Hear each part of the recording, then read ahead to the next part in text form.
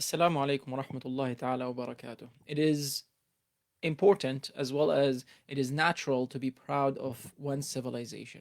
However, sometimes this pride and this believing in the absolute greatness of a power or an empire might end up creating these veils in front of our eyes, so that we end up not seeing what happened or why it happened.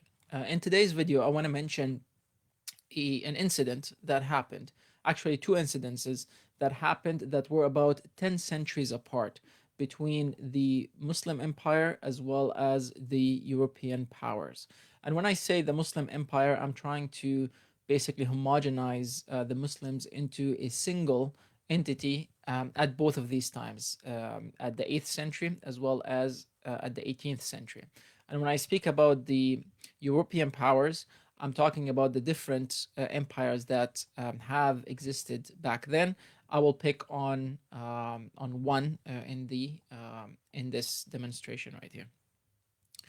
So in the 8th century, the 8th century, around the 1800s, around the 800s, the Muslim land was ruled by the Abbasid Empire. And one of the greatest leaders of the Muslims back then was Harun al Rashid.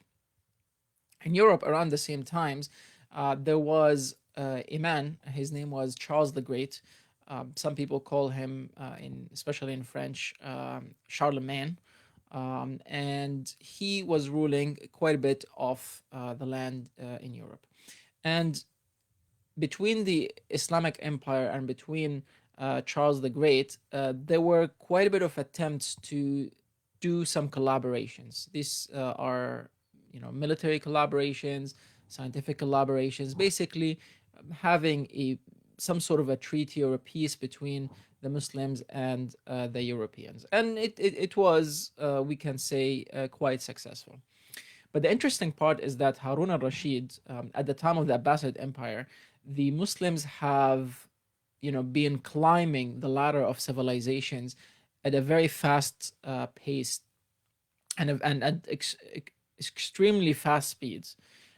So by the time the Caliphate Harun al-Rashid was in power, the Muslim scientific advancements were, way farther than the Europeans.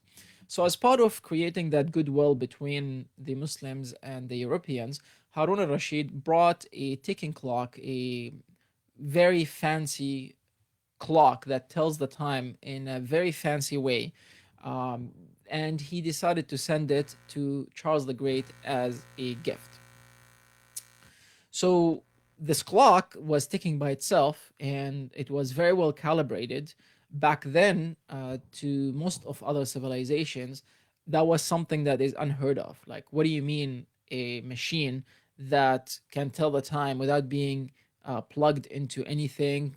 There were no powers back then. There was no electricity. Like, what's going on here? Like, how is this thing moving by itself? And that clock was ticking and moving, and things were, rotating, and balls were coming down. And there are quite a bit of models of this clock that have been rebuilt. You can either see them on the internet, as well as you can go to some museums and see these models. So when this clock arrived to Charles the Great, and then they see this thing is ticking and moving, he got frightened. The people around him got frightened, and then they said, the Muslims are sending this possessed box in order to basically weaken us. To the Muslims, that was silly, because this is something that is scientific. All right, let's move 10 centuries from that point, around the 18th century, or when Napoleon decided to invade Egypt. So when Napoleon invaded Egypt, that was actually a time that was very difficult for the Muslims, because it was almost a culture shock of how bad the situation has gotten for the Islamic Empire. So when Napoleon decided to invade Egypt, he did many things in there. One of them is that he brought many of the scholars of one of the greatest Islamic universities and Islamic universities in the history of mankind, up to a certain extent.